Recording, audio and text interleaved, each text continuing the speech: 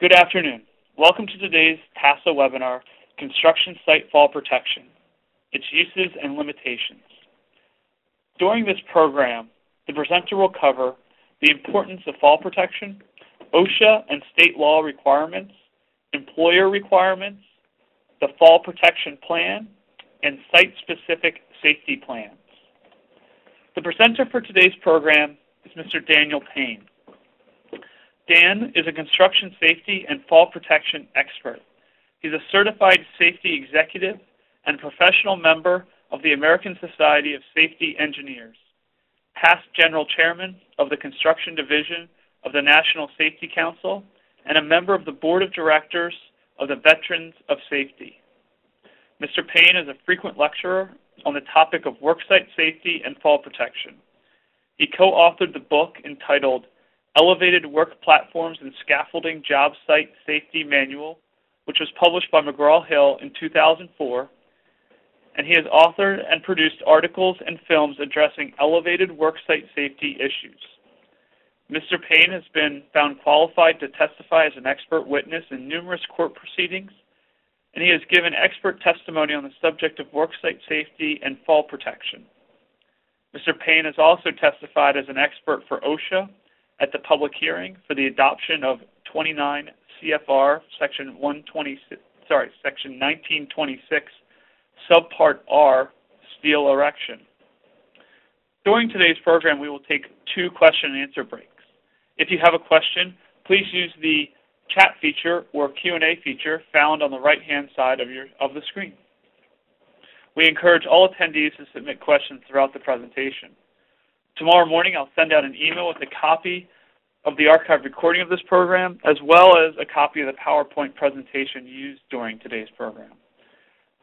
We do ask that you take time to fill out the survey that will appear on your screen after today's program is over.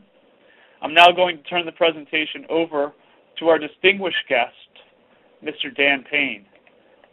Dan, the presentation is now all yours. Good afternoon, ladies and gentlemen. As you know, my name is Dan Paine, and I'm going to be your host for this webinar presentation today on fall protection, its use and limitations. Before we start, I think it's important to know that there are definitions for a lot of the things that we're going to talk about.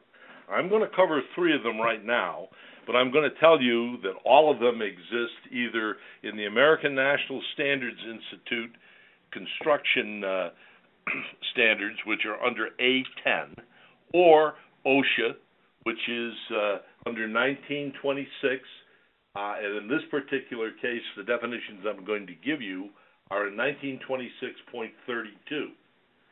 Now, the key ones for this particular seminar are these definitions. The first one would be a competent person.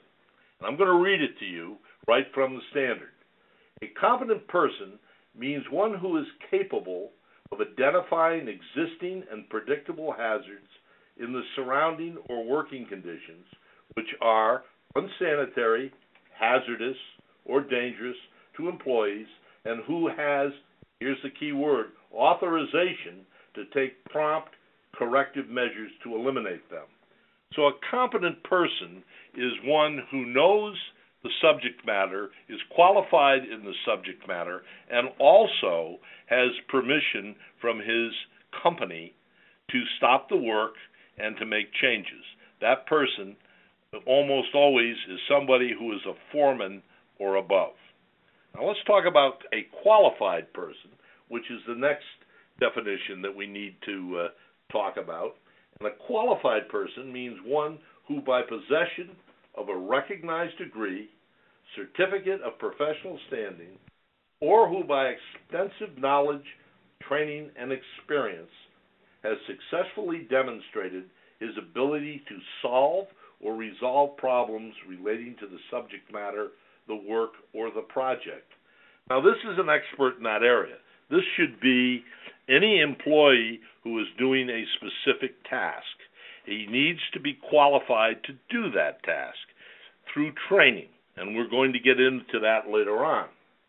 But part of this qualified person, there is a particular segment which I think we need to talk about just a little bit, and that would be the engineering part of it, where you're going to talk about putting in anchorage points, where you're going to talk about the strength of the structure, where you're going to talk about a building under construction or demolition. It doesn't have the same characteristics as a building that's all put together. So obviously, an engineer, a civil engineer, who has a professional stamp needs to stamp these drawings, say, here are the anchorage points, these columns, these beams, whatever is there is safe, and this is what you need to know about it. And in the case, for instance, of an anchorage for fall protection, it needs to be 5,000 pounds, and it needs to be predetermined where that point is going to be. Okay, having said that, let's move on. Why is fall protection important? Falls are among the most common causes of serious work-related injuries and deaths. Employers must set up the workplace to prevent employees from falling off of overhead platforms, elevated workstations, or into holes in walls and floors. Well, that goes without saying. If you have a hole, you have an edge, you need to protect somebody, and that protection, we're going to go in how you do this, how you make the determination that there is this problem, and where we're going to go. But falls also include falling objects. That's something that's going to fall from above and hit you, and they must be prevented from falling or controlled so as not to injure employees. And in a lot of cases, see sidewalk sheds around buildings, etc., to protect the public and equipment. Let's go to the next slide. OSHA and state and local laws require, 1, employers to set up the workplace to prevent employees from falling off of overhead platforms, elevated workstations, or into holes in the floors and walls. We've kind of covered that. But it also requires that fall protection be provided at elevations of 4 feet in general industry workplaces, 5 feet in shipyards, 6 feet in construction, 8 feet in longshoring operations. In addition, OSHA requires that fall protection be provided when working over dangerous equipment and machinery, regardless of what the fall distance is. I might also add that certain states, such as New York, don't have a fall distance. Under New York labor law, any fall is a fall. To prevent employees from being injured from falls, employees must guard every floor hole into which a worker can accidentally walk using a railing and toe board or a floor hole cover. Now, this is important because what you need to do is you put up the railing, the toe board's there so you don't kick material off of that particular floor and hit someone below, and the floor hole cover must be secured so it isn't going to move or someone's going to pick it up and then walk into the hole. You need to provide a guardrail and toe board around every elevated opening, sided platform, floor, or runway. Now, regardless of the height, if a worker can fall into dangerous machines or equipment, such as a vat or acid or a conveyor belt, employers must provide guardrails and toe boards to prevent workers from falling and getting injured.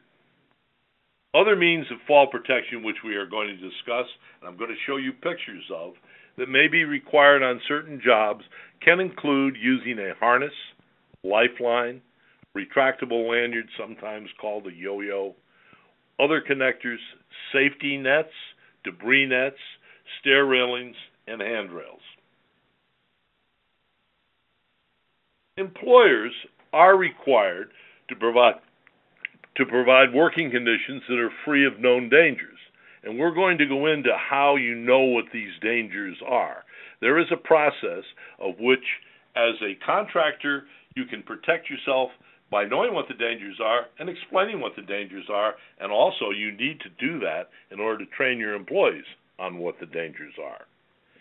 Keep floors in the work area in a clean and, so far as possible, dry condition. Wet is slippery, ice is slipperier. select and provide required personal protective equipment at no cost to workers. Now, there's a real good reason to do this, besides the fact you're required to do it. First of all, if you have a worker bringing in his own equipment, such as a harness, lanyard, etc., you don't control it, you don't know the condition, you would have to inspect it, and it may or may not be appropriate to the situation that we're going to have. So you want everybody doing the same task, wearing the same equipment, and having the same training so they all know what they're doing, and they all know such things as we're going to talk about as to how far they can fall on this piece of equipment if it's a harness, and what the swing ratios are in it. We're going to go through all of that, but you need to have it consistent, and it needs to be task specific. Train workers about job hazards in a language they can understand. This is a big thing, and this goes on now all over because the world has gotten so small. If you have somebody who speaks Spanish, Russian, Portuguese, Polish, whatever it may be, you need to be able to communicate what the job hazards are to this person in their own language. And if you can't, you're setting yourself up for an accident. What is fall protection? The real art and science of fall protection are work practices. It's that simple. When properly planned and applied and practiced, can and will eliminate most, if not all, workplace falls and the injuries that result from them. That's the goal, and it is achievable. To have effective fall protection, it is necessary, one, to identify the hazards, and we're going to show you how that's done, then to either eliminate it, which is the best way to do it, if it's possible, or use engineering controls, such as we're going to change the work sequence, we're going to do whatever is necessary to make sure that this hazard doesn't exist or is controlled. And then we're going to protect employees, if we can't do either one of those, with passive or active fall protection equipment. And we're going to talk about what that is. So, the goal of fall protection, to eliminate the potential for falls before it happens, and to change the work practices or change the work erection sequence to eliminate the situations that present the fall hazards. I just bring this up because I think this makes a lot of sense. A fall in New York State, and for my purposes when I look at it, is defined as a gravity-related incident. In other words, something comes off and hits you in the head, or you fall off of an area, and gravity is what is going to make you meet the sidewalk if you don't do something about it. The fall protection plan. Now, we're talking about a fall protection plan. We're not talking about a generic plan. We're not talking about a fall protection plan that some companies put out and say, this is our fall protection plan, and they cover everything but the kitchen sink. What you need to do if you're going to have a fall protection plan, it must be site-specific. And what that means is that you have to have a plan for that site. And to have no plan is a plan for unforeseen and unrecognized events that lead to serious injury and death. In other words, to failure. The plan must be site-specific, and the plan must be task-specific, and the plan must be all-encompassing on what's going to take place on that job site. And we're going to cover those items as we go through the rest of this presentation. Site-specific safety plans. Every level of employer on a job or within a company where work is being performed needs a site-specific plan. In construction, the owner needs, in his contract documents, to require the general contractor to have a plan for the site. Each subcontractor working on the site needs to have a site-specific plan for his employees, and he needs to produce that for the controlling contractor, general contractor, controlling employer, whatever name you want to give him. And the general contractor controlling employer needs to coordinate the subcontractor's plan to ensure no job conflicts and the plan's adequacy. Now, what does that mean exactly?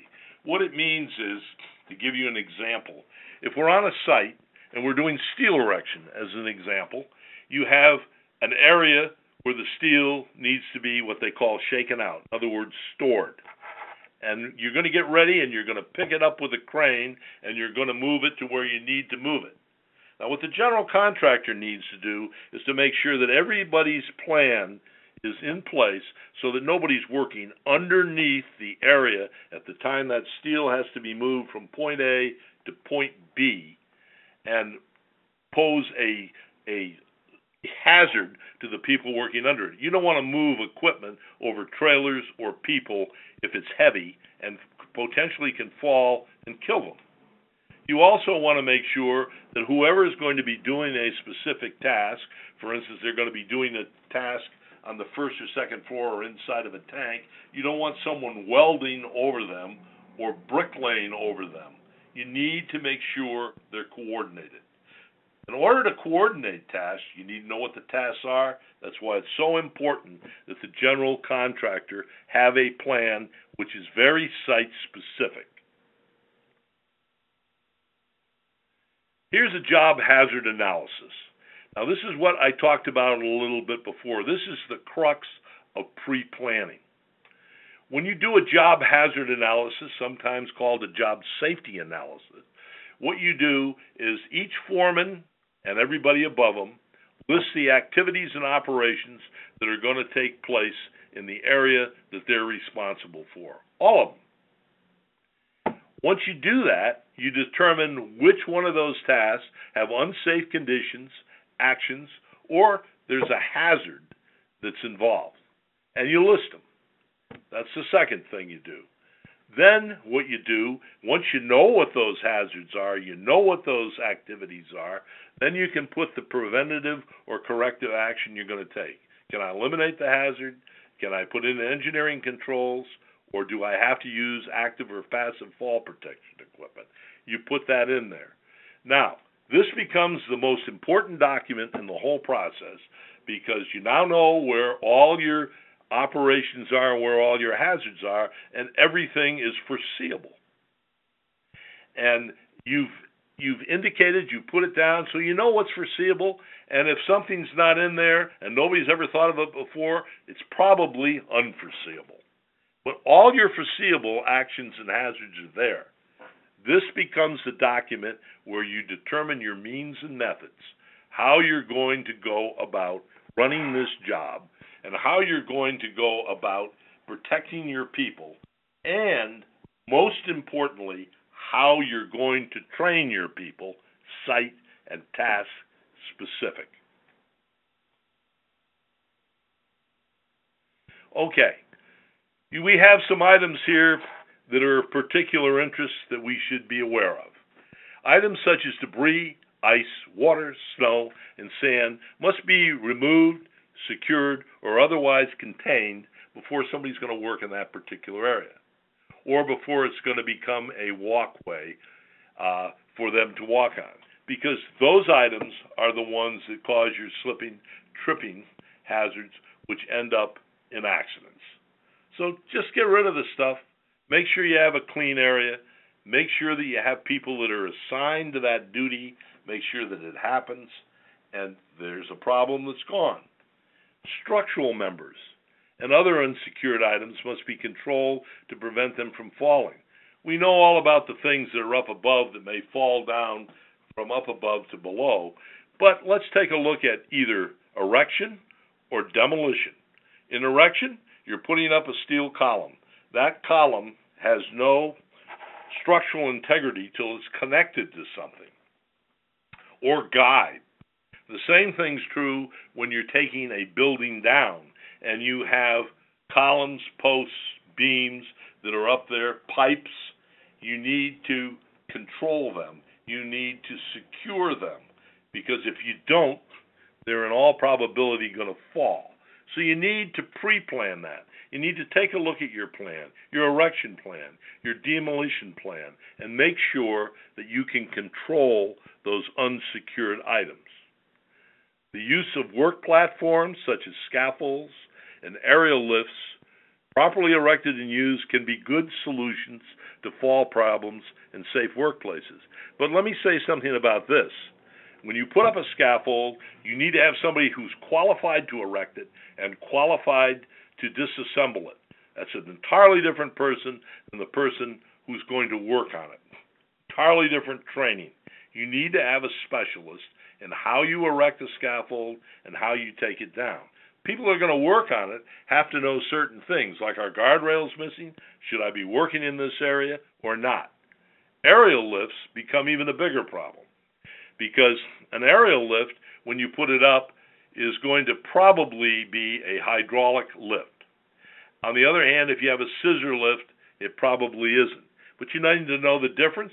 You need to have people who are trained to use it. You need to know where you can put this thing. You obviously don't put it on a slope or try to drive it through the mud or come up underneath of a roof without realizing the fact that somebody can hit their head.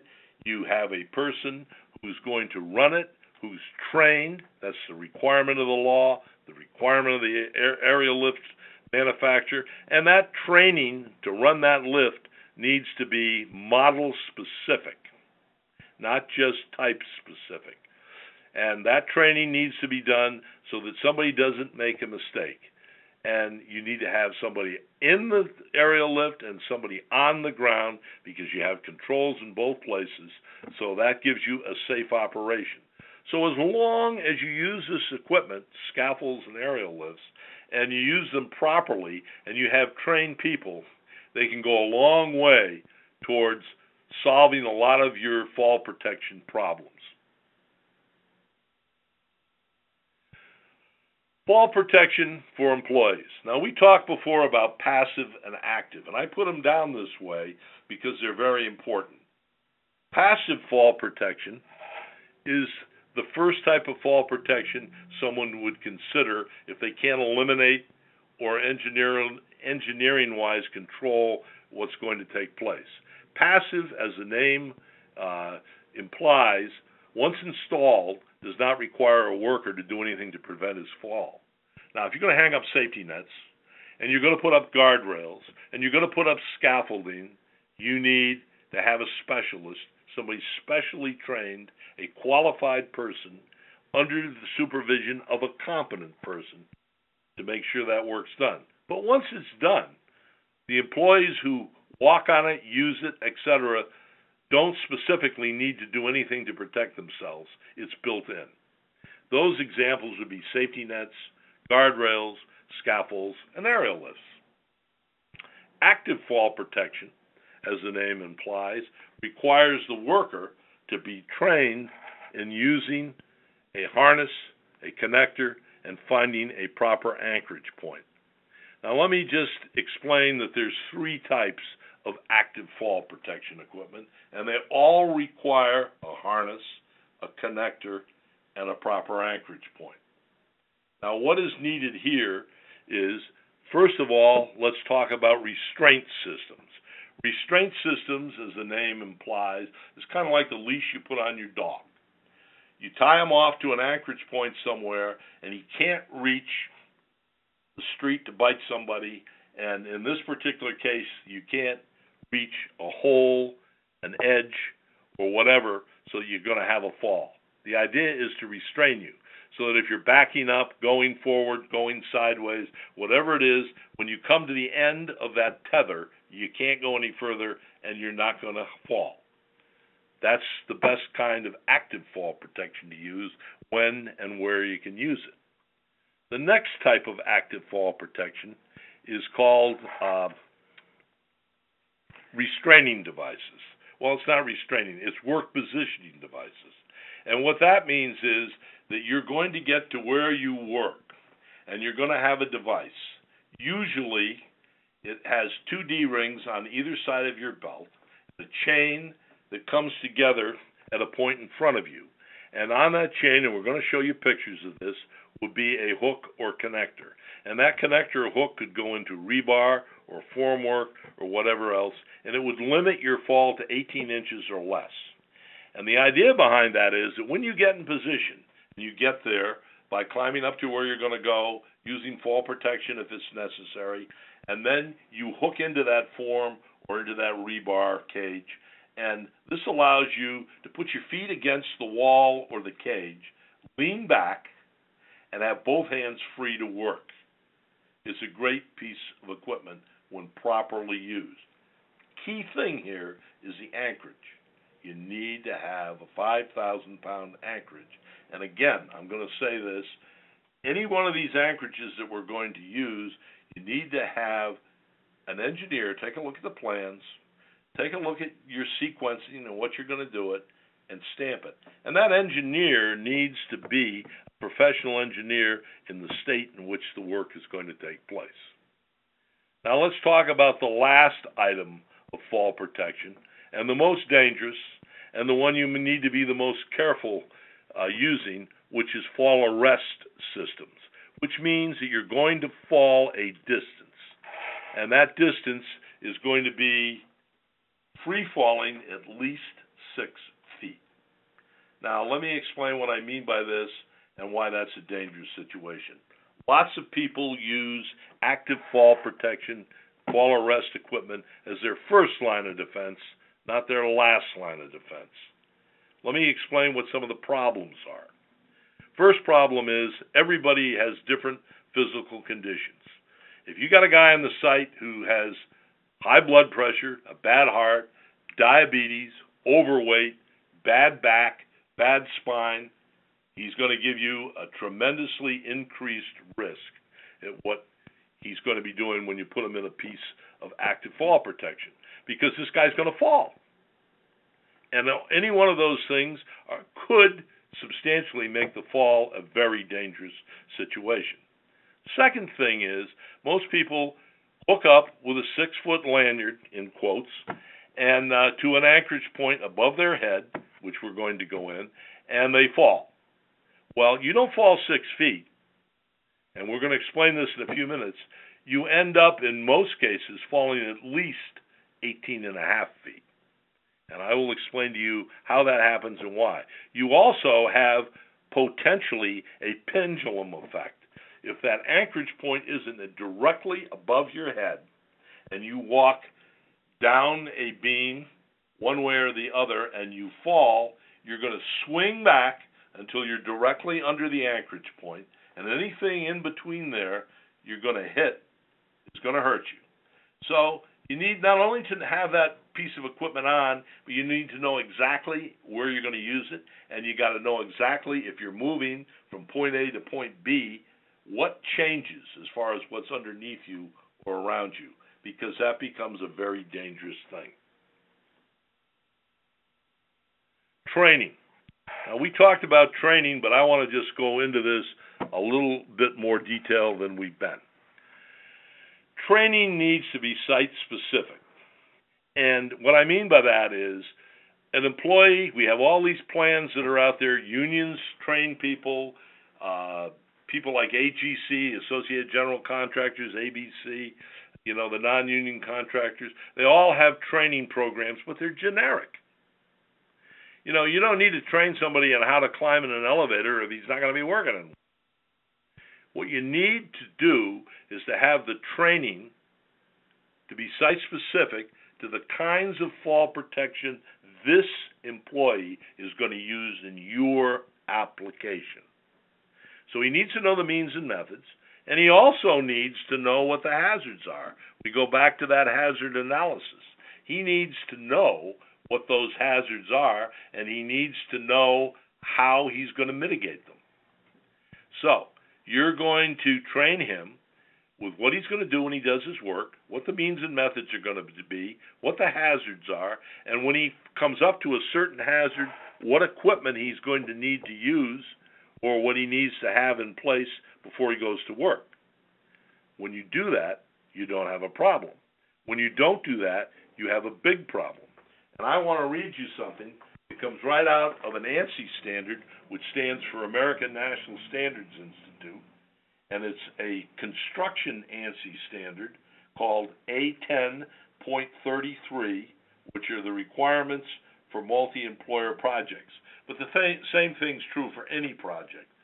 And under the job hazard analysis that we just talked about before, there is one of my favorite sentences in here, which is, due to the speed at which construction jobs proceed, time does not allow a single operation to continue long enough to become safe through trial and error. Pre-phase planning will enable the contractor to anticipate the hazards and develop an appropriate plan to prevent accidents. Nothing could be truer. That's exactly what needs to be done. And supervisors as well as employees need to be trained on the safe use of any fall protection. Okay, we said we were going to talk a little bit here about calculating the fall distance. Here is a picture chart which shows you how it works. First of all, as far as the fall goes, you want to limit the fall with any kind of fall arrest equipment to less than 900 pounds of force on the body. Legally, technically, you can be at 1,800, but all the fall protection manufacturers want it 900 or less. Why? Because they don't want lawsuits, among other things. And so what they try to get you to do is to always tie off above your head. They measure force on the distance of your fall. That's where the 900 comes in, which isn't necessarily the total distance you're going to fall from where you've tied off. Now you can see in this particular case, the length of the lanyard, 6 feet. The deacceleration distance, which is the shock absorber that pulls out, is another 3.5 feet. And what you'll see below that is you have the 6 foot or whatever the number is of the worker's height and a 3-foot safety factor, which comes up with the 18.5 feet that we were talking about. I think that gives you a pretty good indication of what you need to do. Now, what do you need to do when it comes to this kind of thing?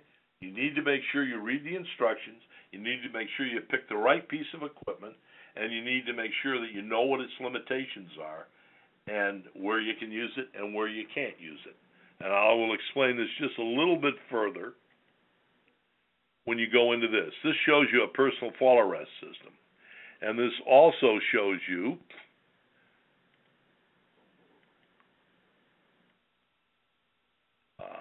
see if I can get my pen to work here. I guess I'm not going to do too well. I really don't need it. If you look to the left, you'll see the personal fall arrest system, and it's made up of an anchorage. And there's that strap. That's one of the things you can do. And if you don't have a piece of sharp material there, you can just wrap the strap around that beam. If it is sharp, you need to protect it.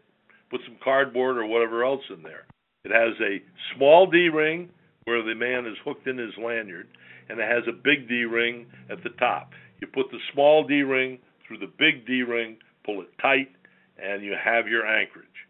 Now, you have a lanyard, and you're going to measure the fall distance from where that D-ring is, and that lanyard is going to deploy like we said. You're going to have your 3.5 feet plus your 6 feet plus the height of the body. Now, retractable lifelines, we're going to talk about those. There's also all kinds of other devices, such as rope grabbing devices, which can be out there, which all have different characteristics about how far you can fall and whether they're applicable.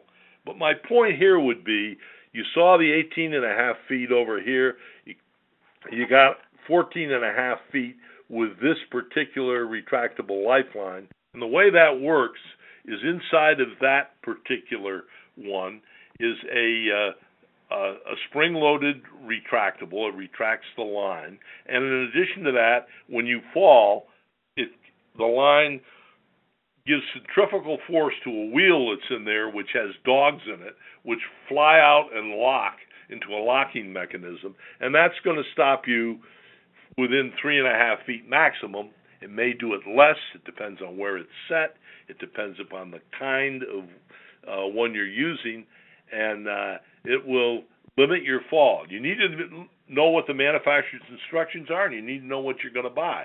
Now, let me explain to you what one of the problems with that retractable lifeline are. If you walk down that beam, if you have a 30-foot long retractable lifeline, and you walk down that beam 30 feet, fall off the edge, guess what? You're going to swing all the way back and possibly to the other side. So you need to know what the area is where you can have a fall, and you need to stay at least within 5 degrees of that anchorage. You go beyond that, you're taking a big, big risk. Okay, quickly, we've talked about positioning devices. This is what they look like. One of these hooks goes on each side of your belt. The big one is what you use to hook on a rebar or a form. Same thing's true with these other two models, the first two on the page. Those are designed for fall restraint. And restraint means you don't have a shock absorber or anything in it. You don't want anybody falling anywhere. You want to restrain how far they can go. And those can come in any kind of length you need to keep you away from wherever that edge or hole is. Here's just a couple of other things. If you do need a 5,000-pound hook in its entirety, and we're going to get into it, because OSHA only requires that a keeper, which is the top part of that thing above the red areas and also on the other hooks, only needs to be 250 pounds. The ANSI, American National Standards Institute standards, require a 3,000-pound keeper. And in some cases, like in this particular case, maybe you want the whole thing to be 5,000 pounds, because we're going to talk about, you have a relationship here between the hook and what you're going to try to keep within it. And that, if it is not sized in accordance to the size of the hook, then it can end up on any part of that hook, and you certainly don't want it to end up on a 250-pound keeper where it'll blow away. There's all kinds of other things out there for putting in anchorage points. You can punch steel. You can use the two anchors you see here. They work a lot like a hanger would work in your wall board at home where you're hanging up a picture. Once you put it in, you pull it back out, it expands, and you got your anchorage. Those are rated at 5,000 pounds.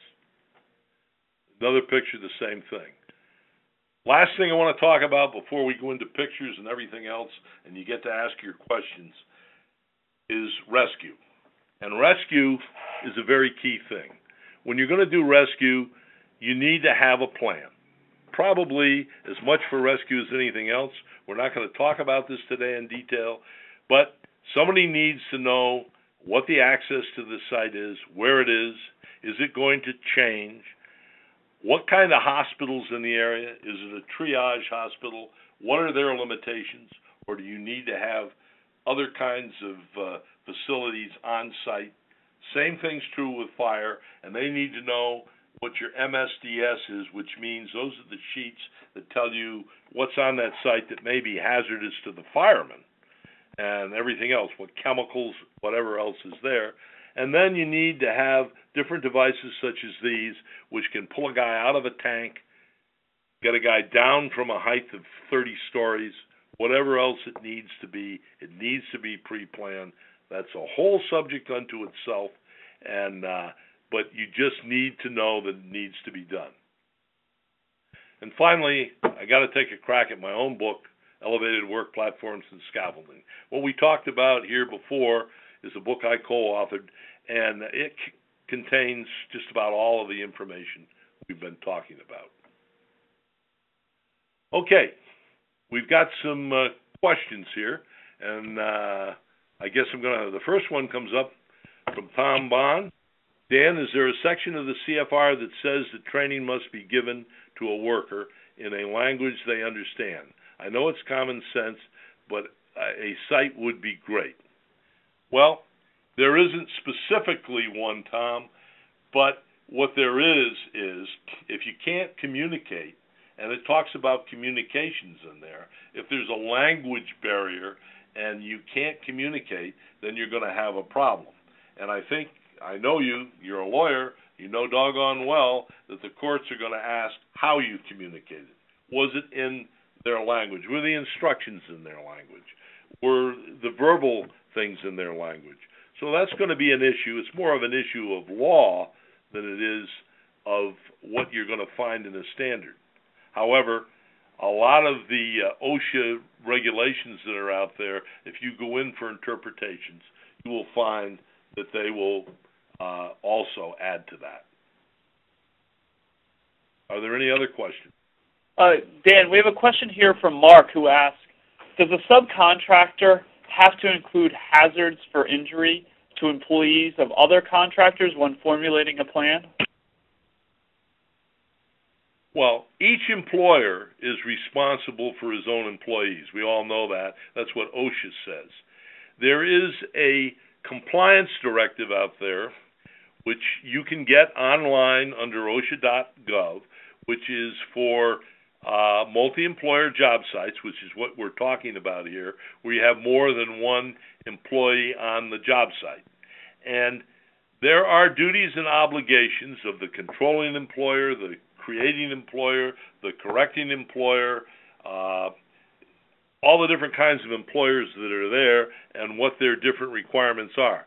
Primarily, what you need to do is you need to take care of your own employees. However, the controlling employer, general contractor, also very definitely has a duty and obligation to make sure, as we talked about earlier, that somebody doesn't lift steel or do an operation in their company which is going to affect other people. He has the overall safety responsibility. I hope that answers the question. Any other questions? Thank you, Dan. We have one other question that's in the Q&A section of it. It's posted by Charles, who asked, and I'm going to try to pose this correctly. I can see it. Okay.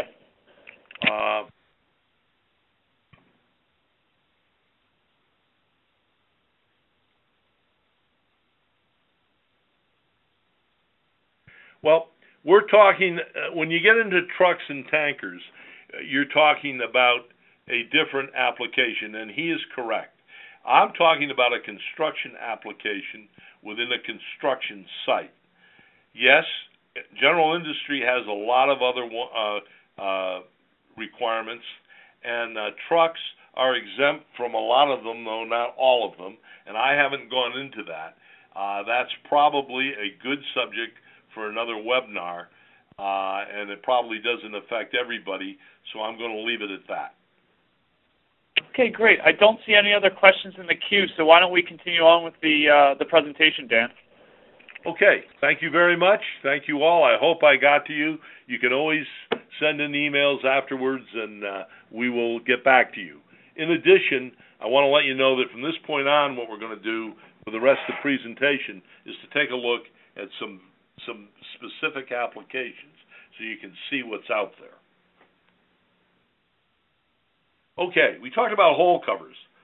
There's a hole, and it's got a cover on it, which is a piece of plywood. On top of that piece of plywood, it needs to be fixed so it isn't going to move. Somebody isn't going to pick it up and walk into that hole.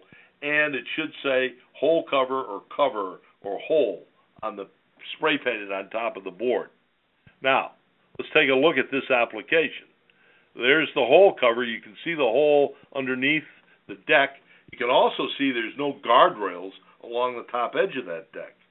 You can also see that there's a set of stairs over on the back left-hand side that will get you up on that deck, and you don't leave an open-sided deck like that there, because just as sure as shooting, what good does it do you to cover the hole if the guy's going to walk off the end? Okay, here's the use of an aerial lift, a JLG. They're pulling this down with one of those jaws, and they also have that they're using inside of this JLG jackhammer. Now, before you use any equipment out of any piece of equipment, you need to know whether or not you can do that and what kind of forces you're going to develop. That's part of pre-planning. They're tearing down this church, and you can see everything is in pretty precarious positions. And this looks like maybe an accident's ready to happen. It certainly did.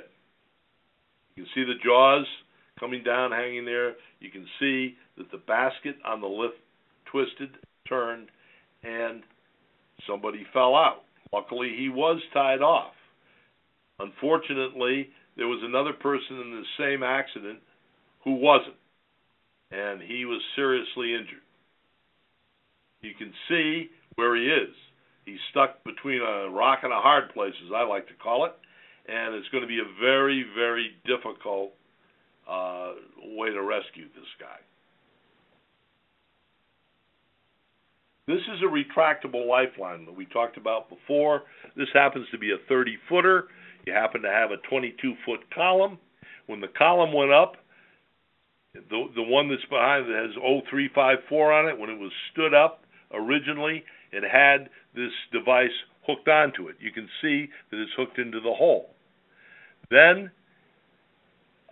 you have a beam that was brought into place, and you had a guy climb up a ladder or climb up the column. He's attached to the retractable lifeline, and when he gets up there, he can put the bolts in and then go back down the column and safely. So this is to show you one of the means and methods you can use. Then you have to have a sequence of who's going to attach it, who's going to unattach it, how are you going to get from point A to point B along this column when it's finished. One of the things you could do would be to put on that top side of that beam, you could put a lifeline system so that somebody could walk that beam once it's secured on both ends.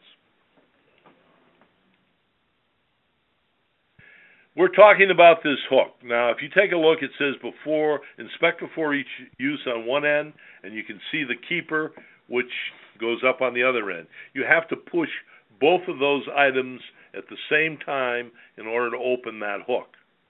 Now, what we talked about before is that the hook itself is rated at 5,000 pounds. This particular hook, because it's under the new standards, that keeper that's up there is rated at 3,000 pounds. It's only required to be rated by OSHA at 250 pounds. However, if in fact you were to get incompatible designed hook with what you're going to hook it into, for instance, a D-ring is compatible with the kinds of hooks that go into it, so they don't come in contact with the keeper.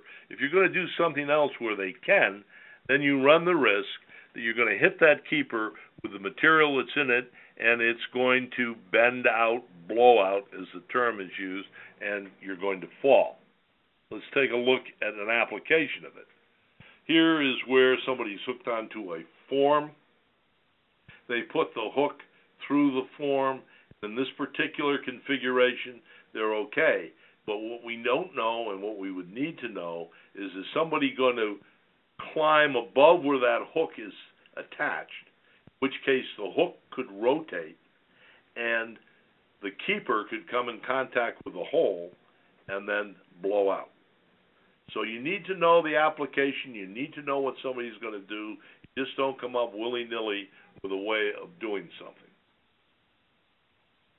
Here's an example of safety nets that are under an area for two reasons. To collect debris that may fall off before they've pulled those forms in to use, which you see up above. And you can see that the cantilever arms, the ones that are attached to the concrete below, and then they go back and are attached to the next floor up decking. And that means that the netting between that cantilever arm and the next floor is far enough away so if you fall into that netting, you're not going to hit the cantilever arm. And number two, you're going to collect the debris. Those arms also have ropes on them at the very ends, so you can pull them up against the building and clean them out. It's a good system. You're going to see some other shots and other angles of that. Okay, here's another shot, another angle of it. See a guy standing on a deck? He's not going to go anywhere. Any debris that falls down from above is going to end up in here, and you can't see them in this picture well, but at the ends of these posts, there are ropes so you can pull them back in. That's the whole idea behind it. Here's an example of using debris netting. If you look through the debris netting, you can see there's all kinds of material inside that floor. And this building is up numerous stories, and you don't want the winds to blow material off the building. You size the debris netting, the size of the opening, etc., so you don't have a sail or a wind sail, but you can control the debris. So the wind goes through, the debris stays in, and it's a good way to contain. Here's an example of one that's put on a guardrail system on a building where you have a toe board at the bottom, you have a mid-rail and a top rail, which are cables, and you have debris netting that's in between them to keep materials from blowing off. It's a good way of doing things. Here's another view of the same type of thing. Another view, and you can see where you are in this particular case. Here's a view from underneath, again, of one of these debris net systems, and you can see the cantilever arm going down, you can see the nets up above it, and you can see that if you fall into that, you're not going to end up on the cantilever arm. I like orange netting. Orange netting was my design when I was manufacturing these things, and the reason I like orange netting is because you can see orange netting from the ground. So you can walk around a building if you're the worksite safety inspector, and you can see whether netting's up or netting's down. You can see what I mean. You can see where there's netting and where there isn't. Why isn't there netting right where those forms are? They're either putting those forms in or pulling them out. Anybody that's going to work in that area needs to be tied off, and they should have, what you're going to see in the next photograph, cantilevered arm nets below it. So that when you're going to do that work, where reshoring is up above or form work all the way up, that you've got those areas protected from falling debris, sidewalk sheds at the base, but you can certainly see that the orange netting is there.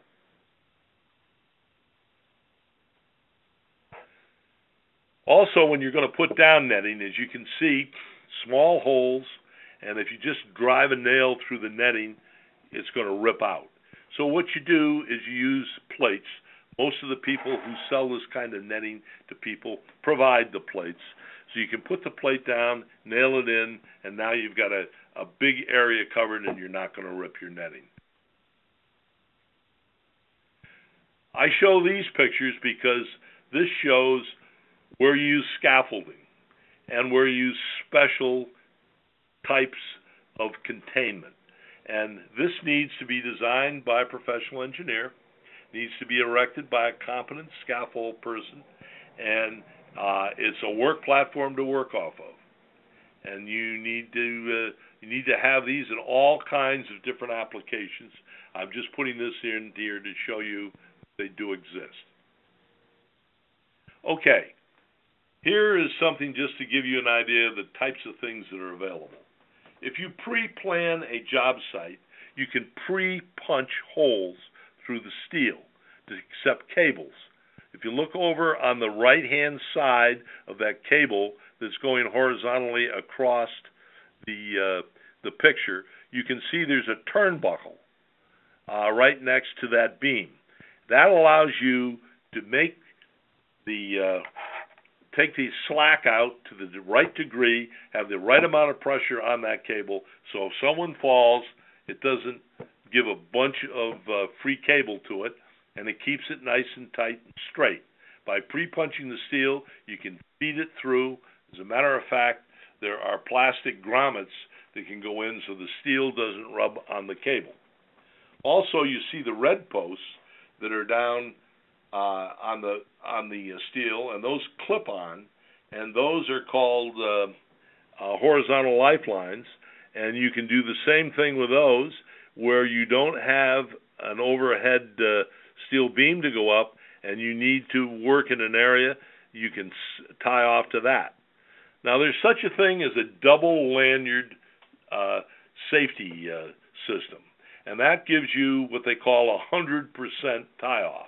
In other words, you have a lanyard with a Y in it is one way to go, or two separate lanyards. What you do is you hook on one side, for instance, of these beams that you see up there. When you come to the end, you're hooked off. You reach around the beam and hook on with the other hook and disconnect the first hook, and you've never been exposed to a fall. Here's another example of decking being done where you have a 6-foot fall requirement. Keep in mind, if you're under Subpart R, an iron worker who's doing decking can fall up to 30 feet without violating OSHA.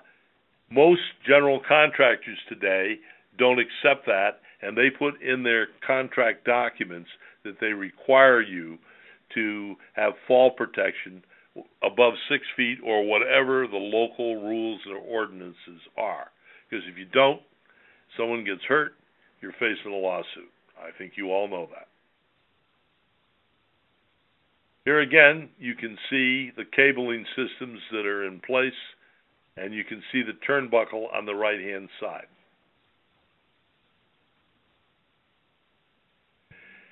Now, I put this picture in because here's a big no-no. You see the guy that's sitting or crouching in the middle of the photograph. He has a retractable lifeline, and he's hooked into that retractable lifeline a 6-foot lanyard with a shock absorber in it. That is a big no-no, and here's the reason. That retractable lifeline should be hooked directly to his D-ring in his back, because the retractable lifeline is his lanyard, is his connector, and is his shock absorber. Once you put in another lanyard and another shock absorber, he is going to fall and put forces on that retractable lifeline that it wasn't designed to take, because he's going to have a 6-foot fall plus a 2.5-foot extension of that lanyard. But the horror of the thing is, from the studies that have been done, is that when he falls and he hits the end of the lanyard, before he can have the forces pull open the shock absorber, the one above him locks. Now it starts to open, it unlocks. And so you have this locking, unlocking, which lets him go maybe all the way to the ground, certainly way further than he needs to go, and you don't know what he's going to hit in between. That should never be done. If you're going to use the lanyard, you see the lanyard is attached directly at the post. That's one way to go with it. The other way to go with it is to hook directly into that self-retracting lifeline. Okay, I'm just going to show you a few other ones quickly because we're getting near the end of time. But putting in anchorages and anchor points, this is a good example. You can see that yellow strap that comes down, which is obviously in the concrete. That was poured in the concrete before it was put in the concrete before it was poured. You put them in wherever you need them. There's another example. Here's how you do it. When the forms are down, you put those straps in wherever you need them. Concrete's poured. They're in there. When you finish with these straps, which are wherever you need them, you just cut them off and throw them away. And you've had a very inexpensive way of doing that. Here's showing just some pictures of people working on a site with a lift, and it makes a lot of sense. It makes no sense when somebody steps on the top of a ladder. They haven't had the proper ladder training, and that's an accident waiting to happen, as is this one, where you have someone on both sides of a ladder, which was designed for only one side. Thank you very much. Are there any questions? Thank you, Dan. We do have one question here from Richard, and if any of the other attendees have questions, please feel free to submit them using either the chat or Q&A feature. Richard asks, what about the employee who was injured by a fall while in the process of installing the protective railing? And suppose he did not have a place to anchor so as to use a restraining device or fall arrestor. Well, that's the whole idea of pre-planning. Even under OSHA, the only time you cannot be tied off and be exposed, and then you have to have a very carefully trained person who's doing an assessment of an area. But when you're installing equipment, you're doing work, you need to be tied off, or you need to have some means of fall protection. As an example, let's say you're putting up safety nets. You can be inside of a lift, you can go up and you can make your attachments, and you can do all the rest of the work from inside the building. You need to have a plan, and the people who are doing it need to be trained. And those are different people than the people who are going to use them afterwards for their benefit. So you don't go put yourself in harm's way. You have a plan on how you're going to do it and do it safely. Now, I hope that answers this question. Oh, no, thank you, Dan. We have one final question here, and this will probably serve as an entree into the conclusions as well. Ultimately, who's responsible for safety on a construction site? Well, again, that's a planned thing. But the owner usually has an owner's representative who requires that the general contractor have a safety person that's available. That safety person can be an individual who comes out and makes periodic inspections, but usually the general superintendent is in charge of safety. He needs to be trained. He needs to have the 10, 30-hour course. He needs to know exactly what he's looking at, and he needs to make sure that the plans are there. He would sit down with the owner, the architect, the engineer, etc., take a look at the plans, and once he's told where the problems are, he makes sure that they're engineered, if that's what it takes, and then that they're inspected, and also the debris and all the other things that are there are covered by specific people, specific jobs to accomplish the task so we don't have an unsafe job site. Okay, great. Thank you, Dan. Do you have any concluding remarks that you'd like to make? I think the only concluding remarks I'd like to make is I hope this was comprehensive enough. It's not a comprehensive discussion on planning, but it's the tip of the iceberg. You really need to, if you're a contractor, have a safety professional together with your engineers and your architect take a look at the drawings, take a look at the building, because a built building is entirely different than when you're going to build. All the structure isn't there. All the points that are safe to attach to and to work on are different, and you need to have that as part of your planning. It needs to be site-specific. What I gave you is an idea of what a site-specific plan might look like, but it's certainly a generic look. And I think the other thing is that when you're preparing a case from an expert's point of view, for the lawyers that are present, you need to have somebody go in and do the same thing when they're preparing your case, be it plaintiff or defense. You need to take a look at what happened and what didn't happen, and usually it makes it pretty obvious as to what went wrong and why it went wrong. Thank you. Excellent. Thank you so much, Dan, and thank you for the time and effort that you put into this presentation. Just very briefly, I'd like to wrap up today's program. If you'd like to speak to Dan about a specific case that you're working on, please contact us here at TASA. Our telephone number is 800-523-2319. As I indicated during the introduction, we'll be sending out the link to the archived recording of this program tomorrow morning. In that email, I'll include a copy of the PowerPoint presentation that was used during the program. The archived recording of this program, as well as all of our previous programs, can be found in the TASA Knowledge Center. Visit tasanet.com and click on the Knowledge Center tab found at the top of the screen. Our next webinar for legal professionals, Slip and Fall Accident Investigations, an Engineering Perspective, will take place on October 31st at 2012 at 2 p.m. Eastern Time. If you have any follow-up questions or comments, please feel free to email me at any time. My email address is mhyde@tasanet.com. We do take all of your comments under consideration, and they do help us to present better programs. With that, I'm going to end today's program, and I hope to see you at future TASA events.